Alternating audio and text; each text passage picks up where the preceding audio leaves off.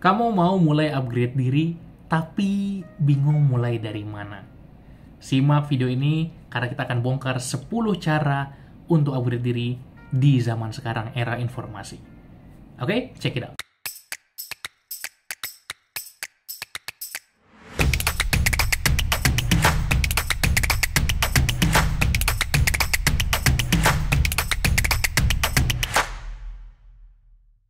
Halo, nama aku Umar Al-Faruqi dari channel Pembelajar Produktif, dan di sini kita berbagi konten-konten seputar pengembangan diri dan produktivitas. Aku sering sekali membagikan konten-konten pengembangan diri di Instagram, silahkan boleh di-follow juga, dan podcast di Spotify, Cerita Pembelajar. Apa yang akan aku bagikan di sini adalah salah satu konten yang cukup viral di Instagram terkait 10 cara upgrade diri. Dan uniknya, cara ini spesifik membahas di era informasi sekarang. Banyak cara-cara yang aku bagikan yang nggak works kalau zaman dulu atau zaman orang tua kita. Tapi sekarang sudah banyak sekali resource-resource, sumber daya yang bisa kita gunakan. Tentunya kamu bisa pilih salah satu atau bahkan semuanya dari 10 cara-cara ini. Kita mulai yang pertama. Yang pertama adalah bagaimana kita mengenali diri. Selalu kita harus mulai dengan self-aware dulu. Bagaimana kita sadar diri kita ini siapa, kita senangnya apa, kekuatan kita ada di mana, bakat dan potensi diri kita, dan akhirnya akan memudahkan kita membuat rencana untuk hidup kita. Biasanya self-awareness dulu, lalu self-development atau self-improvement. Maka kita bisa mulai mengenal diri kita. Sekarang sudah banyak sekali tes-tes yang membantu. Apakah itu tes bakat, tes potensi diri, dan yang paling populer adalah tes kepribadian secara online. Kamu bisa cari berbagai tes kepribadian online, dan kamu bisa menemukan ternyata kamu kepribadiannya seperti apa. Lebih dari itu, kamu juga bisa tahu kelebihan dan kekurangan untuk masing-masing personality tadi. Dari kelebihan dan kekurangan itu, kita bisa mencoba memahami diri kita lebih jauh, dan kita bisa memahami apa yang perlu kita tumbuhkan lagi dalam diri kita. Kekurangan apa yang perlu kita pikirkan, cara menanggulanginya, dan kelebihan apa yang perlu kita pikirkan untuk lebih memperkuat potensi kita. Kemudian yang kedua adalah bagaimana kita belajar apa yang kita sukai, belajar apa yang kita memang betul-betul enjoy. Dan sekarang mudah sekali, tinggal Google aja. Sebagai contoh, sekarang aku sedang belajar tentang LXD, Learning Experience Design. Ini adalah satu bidang yang aku senang banget, bagaimana kita merancang pengalaman belajar yang menyenangkan. Itulah kenapa banyak di kelas dan webinar yang aku adakan, orang-orang itu bisa ngikutin sampai 3 jam straight gitu ya, materi full, tapi nggak bosen, tapi nggak ngantuk. Kenapa? Karena belajar pengalaman belajar yang menyenangkan, gimana cara bikinnya. Dan kebetulan aku sempat membuat penelitian tentang itu. Ketika zaman dulu kita harus ke toko buku, beli bukunya, atau ke perpustakaan untuk mencari informasi-informasi, dan sekarang sudah banyak sekali. Kita tinggal cari di internet, dan aku juga mencari dari internet berbagai informasi, jurnal, penelitian terkait learning experience. Aku juga suka dengan gamifikasi dalam pembelajaran. Tinggal aku cari, udah banyak sekali resource-nya. Apa satu hal yang kamu senangi? Aku memang dari dulu senang tentang learning, tentang pembelajaran, senang juga tentang self-development, tentang productivity, dan mudah sekali untuk kita cari di internet.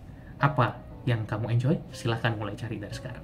Yang ketiga adalah coba dengarkan podcast-podcast yang edukatif. Kenapa podcast? Kenapa nggak video? Tentu video juga bagus. Tapi ketika kita menggunakan konten audio, kita bisa dengerin sambil melakukan hal yang lain. Tentu aku tidak rekomendasikan untuk kamu benar-benar bekerja fokus sambil dengerin podcast, no gitu. Tapi untuk pekerjaan-pekerjaan yang low intensity atau low focus, kita bisa sambil dengerin podcast. Atau kalau kamu sambil commuting, sambil di jalan, bisa sambil dengerin podcast juga. Banyak sekali agenda-agenda atau kegiatan-kegiatan kita sambil beres-beres rumah, sambil nyantai, kita bisa sambil dengerin podcast. Jadi kita kayak menghemat waktu daripada kita luangkan waktu khusus untuk nonton video. Dan sekarang sudah banyak sekali podcast-podcast yang edukatif. Di sini aku membahas spesifik konten podcast audio. Tentu ada juga podcast yang video, tapi di sini aku kasih yang spesifik podcast yang formatnya audio atau suara. Jadi aku biasanya menggunakan Spotify, tinggal aku search saja, banyak sekali konten-konten yang powerful di sana.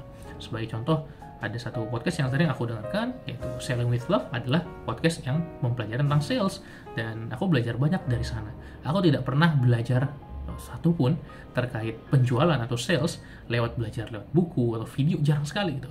Karena aku nggak mau meluangkan waktu untuk itu, tapi hanya dengan mendengarkan podcast, dan udah banyak sekali episode yang aku dengarkan terkait sales, akhirnya meningkatkan skillku juga tanpa aku sadari, tanpa meluangkan waktu khusus. Jadi ini sangat-sangat recommended. Yang ketiga, dengarkan podcast edukatif. Dan kamu tentunya juga bisa dengarkan podcast aku, Cerita Pembelajar, di Spotify dan berbagai platform lainnya. Yang keempat adalah baca buku atau baca e-book. Sekarang sudah banyak sekali buku-buku yang bagus, buku-buku yang bermanfaat, dan e-book juga sudah mudah sekali diakses. Aku sendiri menggunakan Kindle atau e-book reader untuk membaca e-book sehari-hari. Nah, kamu bisa luangkan waktu misalnya 10 menit per hari untuk membaca buku-buku di bidang yang kamu sukai. Kalau kamu mau membaca buku terkait bisnis, ada banyak sekali pilihannya. Terkait pengembangan diri, ada banyak sekali pilihannya. Bahkan fiksi pun tidak masalah. Tujuan kita adalah membuat pembiasaan untuk kita at least belajar hal baru setiap hari. At least kita upgrade diri setiap hari. Nggak usah kita langsung mulai dari 1 jam baca gitu kan. Harus sehari atau seminggu baca 1 buku. No. Kita coba luangkan waktu 5 menit, 10 menit setiap hari untuk upgrade diri kita. Dan cara yang menurutku paling mudah, paling bisa diakses adalah baca buku atau e-book. Oke? Kemudian yang kelima adalah tekuni hobi.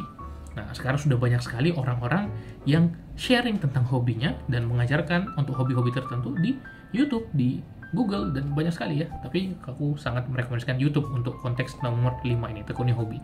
Ketika kita punya satu hobi tertentu, kita bisa pelajari gitu. Dan terkadang nggak harus produktif menghasilkan uang, no really gitu ya. Aku punya satu hobi, salah satu hobiku adalah strategi board game, oke?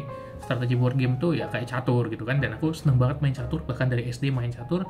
Salah satu yang aku tekuni ketika aku kuliah adalah salah satu jenis catur gitu ya, jadi shogi, aku main shogi, catur Jepang, dan sama sekali nggak ngerti gitu ya kan, bahkan baca bidak-bidaknya itu kan pakai kanji gitu kan, itu masih bener-bener nol gitu. Tapi akhirnya aku cari video di YouTube yang mempelajari tentang shogi. Aku beli shogi waktu itu import, dan akhirnya main sama teman, dan akhirnya menyenangkan gitu loh. Satu hal yang menambah knowledge aku, walaupun nggak bener-bener secara produktif menghasilkan uang, nggak juga, tapi kalau menurut aku itu menyenangkan dan mengasah diri kita juga in some way. Jadi sangat-sangat recommended. Apapun hobi kamu, memasak, olahraga, jalan-jalan, apapun tuh silahkan dicari di YouTube, udah banyak sekali informasi di luar sana. Yang keenam adalah kita coba upgrade skills, ya spesifik bukan knowledge, pengetahuan, tapi skill, keterampilan. Skill atau keterampilan ini kita bisa cari dengan mengikuti, yang paling aku rekomendasikan adalah online course. Oke, jadi kursus online atau kelas online banyak sekali yang membantu kita bisa upgrade skill tertentu. Aku sudah banyak sekali mengikuti online course, dari yang sangat technical seperti online course untuk programming, untuk coding ya, punya skill IT tertentu, sampai online course untuk cara mengajar dengan baik, cara coaching dengan baik, online course tentang NLP, online course tentang public speaking, banyak sekali yang aku ikuti, dan akhirnya mengasah keterampilan. Nah, aku sarankan kalau kamu mau upgrade skills dengan serius, ikut online course. Tapi kalau kamu baru mau mulai coba-coba, cari aja di YouTube, oke? Udah banyak. Tapi sayangnya kalau YouTube tidak benar-benar terstruktur ya, tidak benar-benar membuat kurikulum yang spesifik.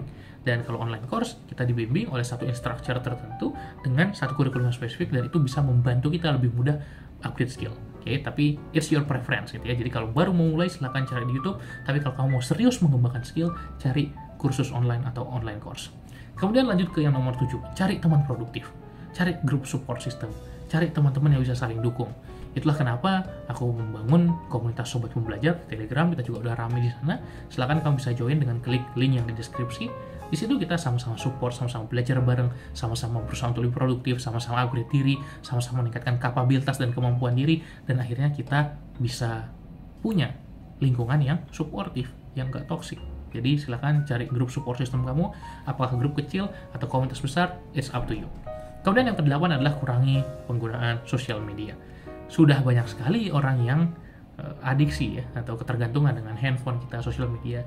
Dan ya aku juga mengakui, aku juga sering beberapa hari terlalu banyak menggunakan sosial media. Ya mari sama-sama kita bertumbuh, sama-sama kita cobain, kita batasi, bisa menggunakan aplikasi tracker gitu ya, nge-track kita udah pakai sosial media berapa lama, terus nanti dia akan ngeblok otomatis setelah 1 jam, dan banyak aplikasi-aplikasi serupa. Atau kita sendiri yang bisa mengondisikan diri kita untuk mengurangi penggunaan sosmed kita. Atau kalau kita merasa udah terlalu banyak, kita bisa mungkin detox beberapa hari, 2 hari, 3 hari, stop main sosmed dulu, untuk kita mengembalikan ketenangan diri kita. Jadi itu aku bisa rekomendasikan ke teman-teman. Kemudian yang ke-9 adalah bagaimana kita investasi ilmu. Oke, jadi investasi ilmu ini sekarang sudah banyak sekali ya, terutama di era sekarang ketika setelah pandemi, kita bisa ikut banyak sekali webinar. Oke, ada yang berbayar, ada yang gratis tentunya.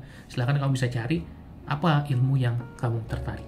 Dan saran aku, ini bisa kamu lakukan di awal kalau kamu belum tahu skill apa yang mau kamu latih.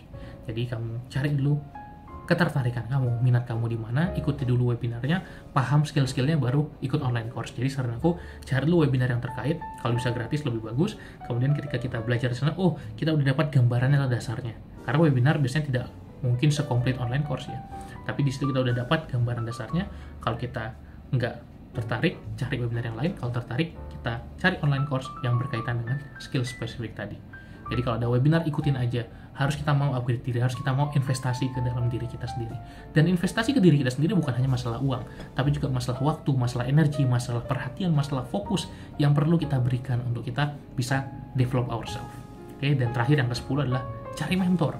Oke, aku sudah membuktikan banyak sekali, berkali-kali, sebenarnya mentor yang kita rasa keren gitu ya, orang yang kita rasa out of reach, kita bisa DM mereka dengan mudahnya sebetulnya.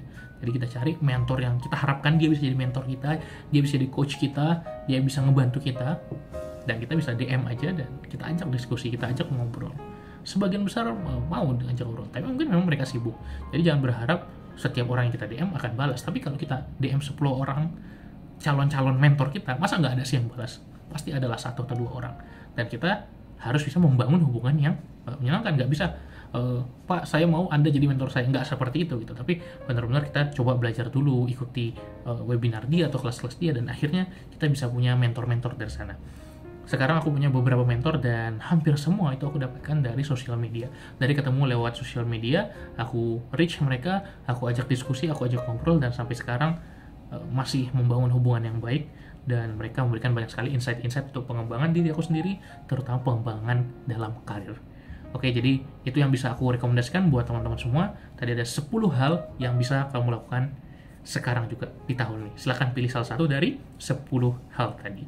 Yang pertama, mengenali diri dengan tes kepribadian, belajar yang kita suka, kemudian dengarkan podcast yang edukatif, baca buku atau e-book, tekuni hobi, ya cari di YouTube, upgrade skill dengan ikut online course, cari teman yang produktif, ikuti berbagai grup support system atau komunitas, kemudian kurangi main sosial media, investasi ilmu dengan ikut berbagai webinar, serta cari mentor kamu. Oke, semoga video ini bermanfaat. Silahkan kamu tulis, kamu mau mencoba yang nomor berapa dari 1 sampai 10 tadi. Silahkan bagikan di kolom komentar, kita diskusi, dan sampai jumpa di video-video berikutnya. Salam pembelajar.